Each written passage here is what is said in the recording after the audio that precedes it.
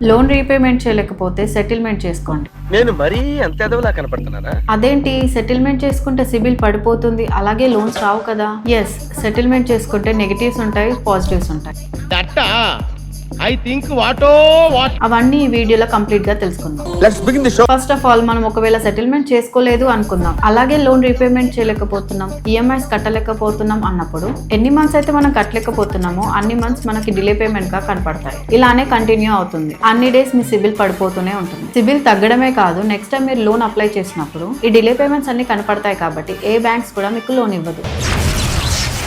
అదే కనుక మనం సెటిల్మెంట్ చేసుకుంటే దాని వల్ల బ్యాంక్స్ నుండి మనకి ఎలాంటి హెరాస్మెంట్ ఉండదు. అక్కడతో మీ సిబిల్ లో సెటిల్మెంట్ అని పడిపోతుంది కాబట్టి డిలే పేమెంట్స్ అనేవి కంటిన్యూ అవ్వవు. ఒకవేళ సెటిల్మెంట్ చేసుకున్న తర్వాత 1 or 2 years తర్వాత మీరు ఫైనాన్షియల్ గా సెట్ అయినప్పుడు మనం రీపేమెంట్ చేసుకుంటే కనుక సెటిల్మెంట్ అనే రిమార్క్ రిమూవ్ అవుతుంది. సెటిల్మెంట్ చేసుకుంటే ఎలాంటి డిలే పేమెంట్ స్టాక్ ఉండదు. ఈ మాత్రం హింటిస్తే చాలు చెలరేగిపోతారు. మీకు కూడా సిబిల్ లో ఎలాంటి ఇష్యూస్ ఉన్నా మా టీమ్ ని ఇప్పుడే కాంటాక్ట్ అవ్వండి. Our charges start from 1499.